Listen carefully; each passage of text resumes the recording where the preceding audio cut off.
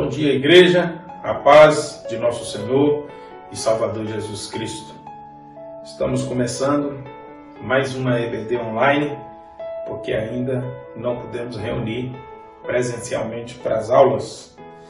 Nossa lição de hoje é a salvação e o relacionamento familiar. Ainda estamos nessa revista, Reflexões Bíblicas, volume 5. E o autor começa nessa lição fazendo algumas afirmações, e eu selecionei uma das afirmações onde ele diz que a família é uma instituição criada por Deus. É nela que primeiramente desenvolvemos nosso caráter e personalidade. A família é onde nós começamos a nos organizar como seres humanos. Haja vista que até os 5 anos de idade, de acordo com a ciência, é que ocorre toda a formação de caráter e personalidade do ser humano, e ele vive isso dentro da experiência familiar. O autor tem seus tópicos de aplicação para a sua vida, e na primeira aplicação à sua vida ele diz: família é uma instituição criada por Deus. O que você tem aprendido com sua família nos últimos dias? Quando eu penso que essa revista foi escrita muito antes que se pensasse em pandemia, eu vejo como uma providência de Deus um título desse, uma lição dessa no tempo que nós estamos vivendo. O primeiro tópico da lição diz: a família atingida pelo pecado. Gênesis 2, de 22 a 25. E da costela que o Senhor Deus tomou do homem, formou uma mulher e trouxe a Adão.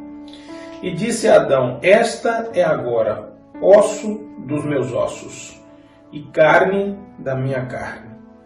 Esta será chamada mulher, porquanto do homem foi tomada. Portanto, deixará o homem seu pai e sua mãe, apegar-se-á a sua mulher, e serão ambos uma só carne. E ambos estavam nus, o homem e sua mulher, e não se envergonhavam. Quando nós lemos esse texto, nós conseguimos enxergar todo o projeto de perfeição do Senhor na criação da família. Tudo debaixo de extrema pureza, tudo debaixo de ricos cuidados. Mas e entra o pecado, e o pecado, além do medo, do afastamento de Deus, o pecado vai gerar destruição desse projeto. Gênesis 3, 8. E ouviram a voz do Senhor Deus, que passeava no jardim pela viração do dia. E esconderam-se Adão e sua mulher da presença do Senhor Deus entre as árvores do jardim. Foi assim que o pecado se manifestou no conjunto familiar, o homem e sua mulher. E ainda assim as famílias têm sido destruídas por essa mesma atitude. Esconder as coisas daquela maneira que eu diria, assim como o homem escondendo de Deus é algo patético, porque como o homem pode esconder do Senhor? Mas também nós somos patéticos ao ponto de, ao invés de encarar, ao invés de tratar, nós somos convencidos de alguma forma que nós podemos esconder algumas coisas. E o que tem acontecido é que mais dia menos dias, essas coisas vêm à tona e destroem muitas famílias. Gênesis capítulo 6, nos versos de 11 a 26, nos diz: a terra, porém, estava corrompida diante da face de Deus, e encheu-se a terra de violência. E viu Deus a terra, e eis que estava corrompida, porque toda a carne havia corrompido o seu caminho sobre a terra. Eu posso dizer sem medo de errar que o pensamento de esconder do homem lá no passado, quando ele escondeu de Deus como se pudesse esconder de Deus, foi fazendo com que o homem vivesse uma vida patente aos olhos de Deus, mas que na concepção do raciocínio humano, Deus não está vendo. De que adianta eu esconder uma coisa da minha esposa, querida? Eu estou cometendo o mesmo ato patético de Adão. Eu não posso esconder de Deus.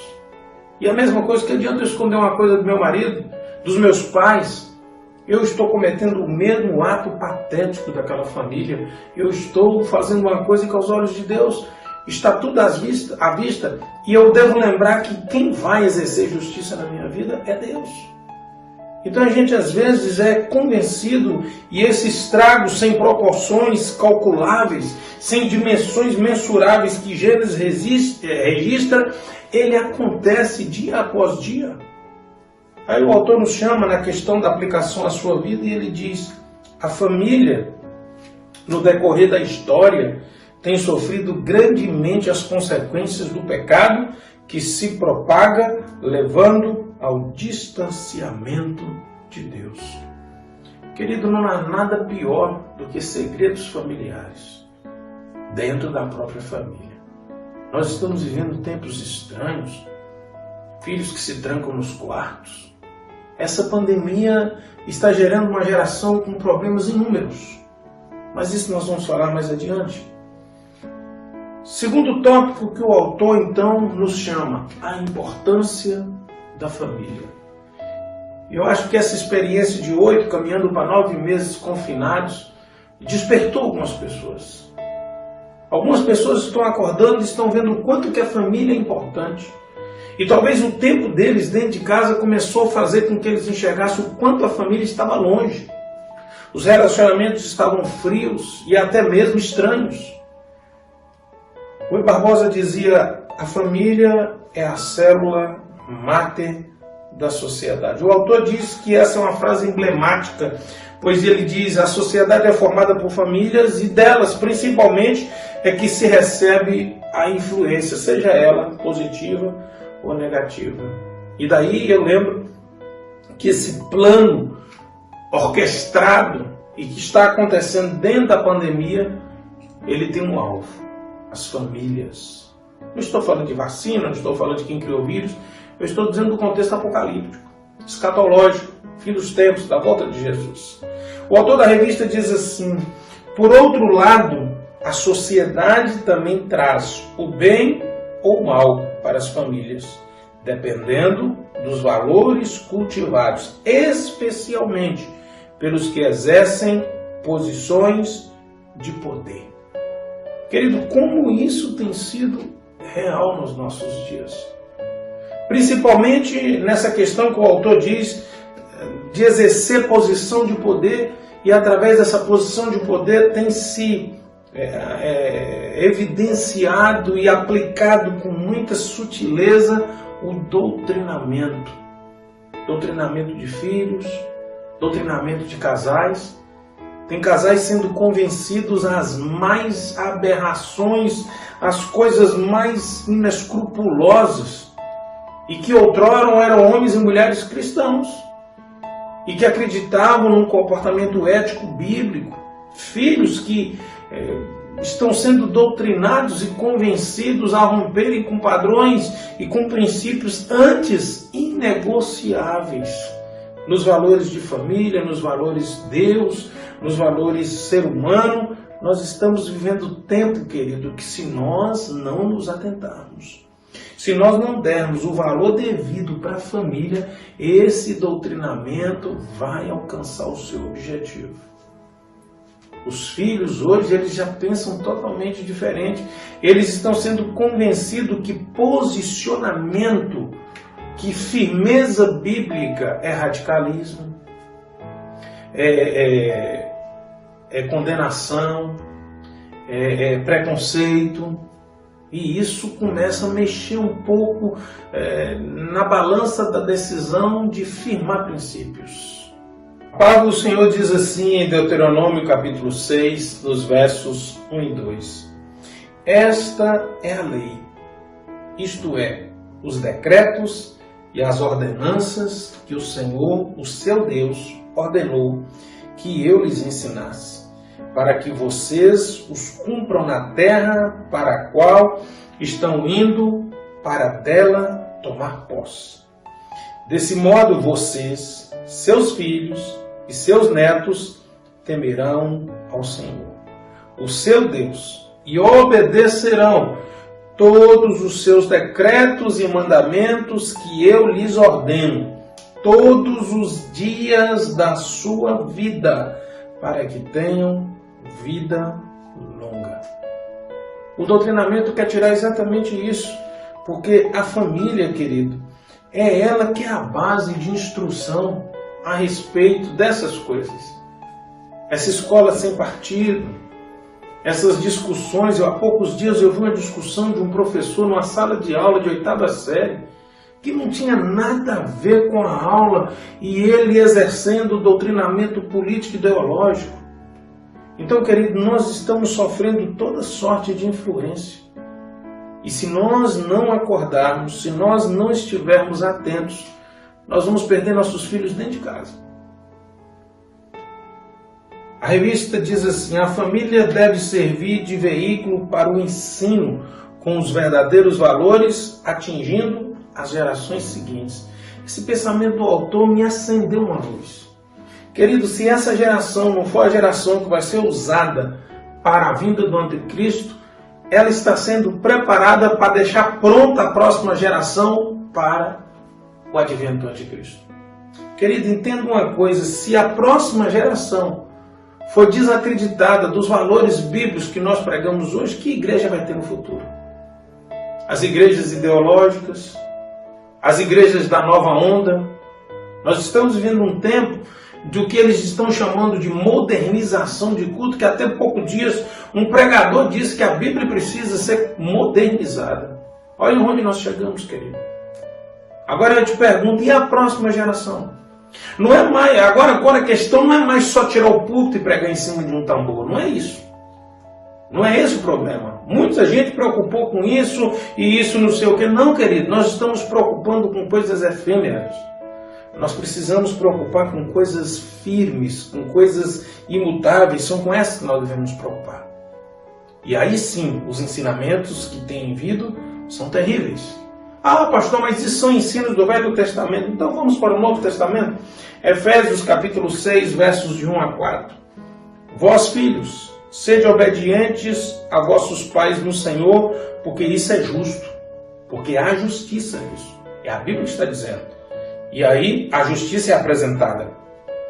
Honra teu pai e a tua mãe, que é o primeiro mandamento com promessa, para que te vá bem e vivas muito tempo sobre a terra. É decreto judicial de Deus já determinado isso. Agora olha o que diz o próximo verso. E vós, pais, não provoqueis a ira dos vossos filhos, mas criai-os na doutrina e admoestação do Senhor. Há uma interpretação mentirosa. Eu não digo nem enganadora, não, eu digo enganosa, não, é mentirosa mesmo. Porque o original da palavra aqui, provocar ira, significa expor publicamente. Então, quando a Bíblia diz, pais, não provoqueis a ira dos vossos filhos, não os corrija publicamente, de forma que eles sejam menosprezados, envergonhados, mas criai-os na doutrina e admoestação do Senhor. Ou seja, no particular, converse. Fale com ele, admoeste ele nos princípios bíblicos e fale com ele da doutrina do Senhor. Querido, nós estamos vivendo um tempo que pais não conseguem nem conversar isso com os filhos. Então veja bem que há todo um manuseio tendencioso. Não pode conversar com o filho, fica irado. Não tem nada de ira aqui, de ficar com raiva. A palavra aqui é muito clara. O original aqui de provocar a ira é envergonhar, corrigir publicamente. A Bíblia tem esse cuidado. Quando é instrução, a Bíblia diz, marido, instrua sua mulher em casa. A Bíblia sempre preservou, a Bíblia sempre nos ensina que Deus sempre preocupou para que a palavra seja plantada com amor, com carinho. E aí nós chegamos no terceiro tópico da lição, que o autor diz, os familiares como semelhantes. Como eu gostei desse tópico. E vou ler o texto que o autor diz para lermos. Mateus 22, de 34 a 40.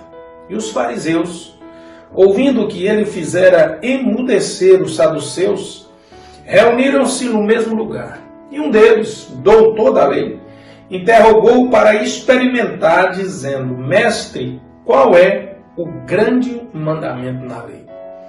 E Jesus disse-lhe, amarás o Senhor teu Deus de todo o teu coração e de toda a tua alma e de todo o teu pensamento. Este é o primeiro e grande mandamento.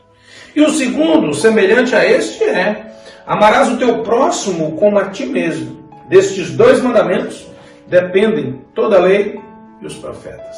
Esses 2 mandamentos simbolizam os 10 mandamentos que Jesus estava dizendo e toda a pregação do Velho Testamento, dos 10 mandamentos. E é verdade, porque os 4 primeiros mandamentos falam de Deus, os outros 6 falam da minha relação com o meu próximo.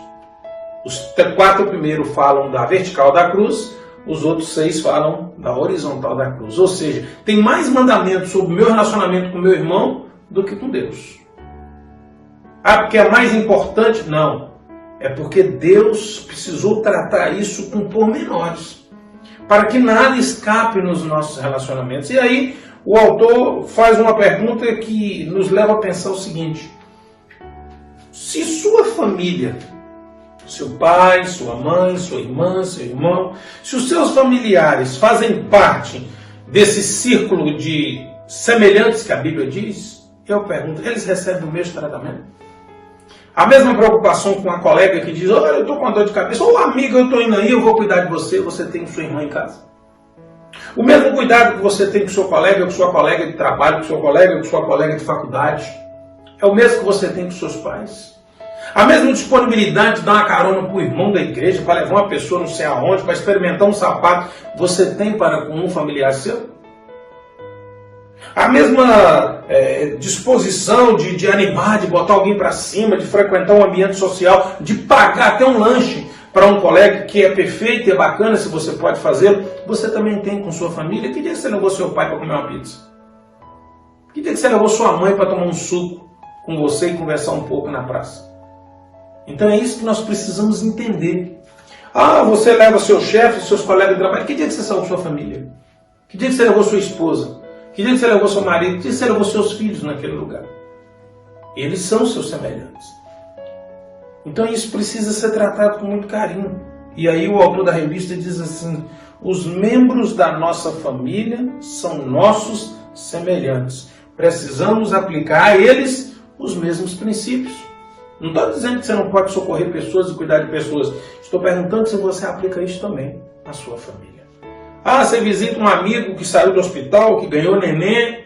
Maravilhoso. Que benção, irmão. Mas e você faz isso com sua família? Você tem esse mesmo cuidado? O autor então diz na aplicação para a sua vida assim: no lar talvez seja o lugar mais difícil de se aplicar o caráter, dado a intimidade entre os seus. Assim, se cada um desempenhar o seu papel com respeito e amor, haverá harmonia. O desempenho do seu papel tem contribuído para a harmonia entre os seus familiares. Então é algo muito sério, né? É o caso daquele pai que estavam fazendo uma vaquinha para socorrer o menino com uma doença muito séria e ele resolveu abandonar o filho, abandonar a mãe e resolveu curtir com aquele dinheiro. Um crime, foi preso e pagou o preço. O quarto ponto que o autor nos chama é a família e suas dificuldades. Nosso quarto tópico, a família e suas dificuldades. Querido, não é fugindo e não é trocando de família que se resolve o problema. Ouvi um pastor pregando certa feita que ele disse: já tive vontade até de matar minha mulher. Ele disse: mas se eu matar e casar com outra, eu vou virar um matador em série. E ele, é claro, que estava fazendo uma brincadeira com o seu público. Mas uma coisa é certa, querido: não há sucesso que justifique o fracasso de uma família. O autor da revista nos diz: ser humildes e cordiais às vezes, até abrindo mão de direitos em favor da paz dentro da família, é mais difícil do que na sociedade em geral. E é verdade, se nós voltamos no verso 25 de Gênesis 2, nós vamos ler e ver que eles estavam nus e não tinham do que se envergonhar. Hoje os casais têm vivido um tempo estranho. Eu gosto sempre de dizer nas palestras de casais, são senhas nos telefones, nas redes sociais, do tamanho de um chassi de um carro. Se o telefone toca, vai atender longe um do outro. Quando não é, dentro do banheiro com a porta trancada. E aí vale a recomendação de Gênesis 3:8. Se nós precisamos esconder, é porque há alguma coisa errada. É assim desde o princípio, esconderam-se Adão e sua mulher. Então quando nós escondemos, querido, é porque existe alguma coisa errada. E o autor então nos diz e nos aponta alguns conflitos que podem dificultar a vida familiar. Maior intimidade, porque é na família que os problemas se expressam mais abertamente. É dentro da família que nós tiramos as máscaras e mostramos quem realmente nós somos. Né? Padecemos de cólica numa mesa com o chefe, jamais vamos dar um arroto e se damos, vamos disfarçá-lo de toda forma. Mas dentro de casa parece hipopótamos andando dentro do lar. O autor aponta um segundo ponto que ele diz diferenças individuais. A família é formada de pessoas diferentes. E essas diferenças começam desde os temperamentos, vão passando pelas formações familiares, pelos costumes e alguns valores que nós temos contraídos lá da herança familiar que são diferentes. Os conflitos de gerações, quando moram pessoas de gerações diferentes, e é o que mais tem acontecido, né? Filhos que deixam seus filhos, ou seja, os netos com os avós, e aí a coisa vai mudando, ou quando mora alguém de idade diferente dentro do vínculo familiar, então essas coisas costumam também agravar. As situações externas, que são por naturezas estressantes, ou seja, são dificuldades financeiras, são os desentendimentos provenientes do relacionamento profissional, mercado de trabalho, e ele aponta um último ainda, que são as inseguranças, as vividas por causa desse mecanismo de trabalho, às vezes por causa de uma vizinhança, ou do cotidiano. São desconfianças, são situações que vão gerando essa convivência ruim. E aí ele sugere em Filipenses 2, 14 e 15, quando ele diz: fazei todas as coisas sem murmurações nem contendas, para que sejais irrepreensíveis e sinceros filhos de Deus, inculpáveis, no meio de uma geração corrompida e perversa, entre a qual resplandeceis como astros. Eu sei que é difícil seguir, sim, é claro, nós não somos perfeitos, mas nós devemos sempre buscar a reparação, e a reparação se dá na humildade suficiente para pedir perdão. Aplicação para a sua vida, para fechar esse tópico: como tem sido o seu relacionamento em família? Que mudanças precisam ocorrer em você para melhorar o seu ambiente familiar? Que decisão você toma para melhorar isso? Não é esperar o outro, não, é você. Que decisão você toma? E por último, o quinto ponto, que é o tema da aula, né? A família é o laboratório para a santificação. Romanos 12, 1 e 2. Rogo-vos, pois, irmãos, pela compaixão de Deus, que apresenteis os vossos corpos em sacrifício vivo, santo e agradável a Deus, que é o vosso culto racional. E não sede conformados com este mundo, mas sede transformados pela renovação do vosso entendimento, para que experimenteis qual seja a boa, agradável e perfeita vontade de Deus. Um texto bastante conhecido, mas de obediência desconhecida. Não tomar a forma do mundo, não seguir a moda do mundo, é o que a Bíblia diz. É o que todo mundo às vezes não faz. Né? O culto racional, pensar na maneira do que nós estamos fazendo, se isso adora ou não o Senhor, é o que todo mundo não faz. Olha o que diz a sequência de Romanos 12, no 5 ao 7. Assim, nós que somos muitos, somos um só corpo em Cristo, mas individualmente somos membros uns dos outros, de modo que, tendo diferentes dons segundo a graça que nos é dada, se é profecia, seja ela segundo a medida da fé, se é ministério, seja em ministrar, se é ensinar, que haja dedicação no ensino. Querido, nós precisamos nos dedicar dentro da família. Nós vamos nos ensinar melhor a sermos família, e cada um será julgado nessa dedicação. Nós vimos que em Efésios 6, de 1 a 4, traz a relação familiar e como ela deve ser feita. Aí agora eu vou para Hebreus 13, de 4 a 5. Venerado seja entre todos o matrimônio, o leito sem mácula, porém, aos que se dão à prostituição e aos adúlteros, Deus os julgará. Sejam vossos costumes sem avareza, contentando-vos com o que tendes, porque ele disse: não te deixarei e nem te desampararei. Casamentos muitas vezes são rompidos por causa de avareza. Eu quero uma mulher diferente, eu quero fazendas, eu quero não sei o quê. E aqui diz que Deus não deixará impune, Deus julgará. Os que se venderam, a palavra impureza aqui é prostituição, e os adúlteros, os que modificaram, os que saíram no padrão de Deus, os que resolveram seguir as leis diferentes do Senhor. Esse problema não é novo. Lá em Malaquias capítulo 2, de 14 a 16, os sacerdotes estavam abandonando as suas mulheres da linhagem para casar com as filhas dos fazendeiros. Olha o que diz aqui: e dizeis por quê? Porque o Senhor foi testemunha entre ti e a mulher da tua mocidade. A testemunha que você teve, que estava lá do lado do seu casamento, foi o Senhor. Está escrito aqui, ó: com qual tu foste desleal, sendo ela a tua companheira e mulher da tua aliança. E não fez ele somente um, ainda que lhe sobrava o espírito.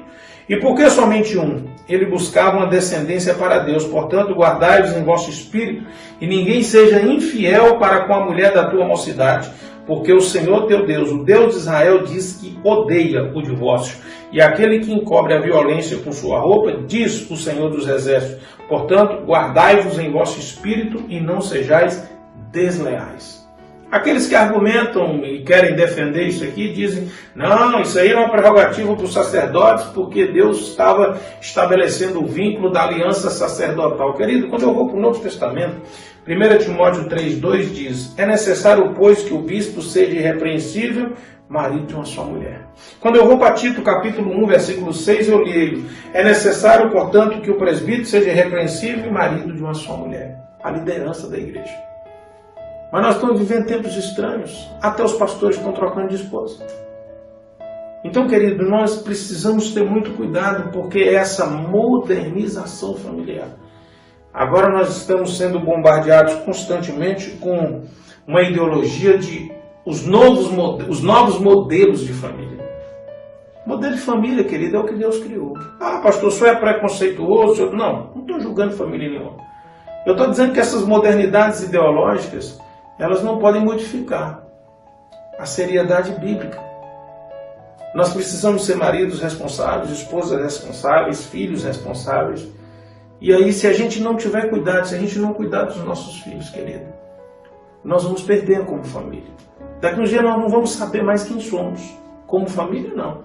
Porque vamos perder completamente o sentido dessa coisa. Você ama a sua família? Cuide da sua família. Você cuida da sua família? Trate-o como o seu próximo. A sua mulher, o seu marido, os seus filhos, os seus pais. Trate-o como o seu próximo. É assim que Deus espera de mim. É assim que Deus espera de você. Um bom domingo, eu quero orar com você agora. E se você estiver com sua família, junte-se a ela agora. Eu quero orar por você e sua família nessa hora. Deus, em nome de Jesus de Nazaré, nessa manhã nós queremos pedir pelas famílias, Pai. Todo ataque, todo dardo inflamado contra as famílias caia por terra em nome de Jesus. Eu abençoo esse homem, essa mulher, essa família agora, Senhor Deus, que se coloca debaixo dessa oração. Cobre-o com teu sangue, guarda de todo ataque maligno. Que a bênção do Senhor seja sobre cada um deles. É no santo, é no poderoso, é no glorioso nome do Senhor Jesus que nós oramos. Amém? Bom domingo, até logo mais à noite. Não esquece de agendar seu nome para o culto de logo mais à noite. Fica com Jesus, até a nossa próxima oportunidade.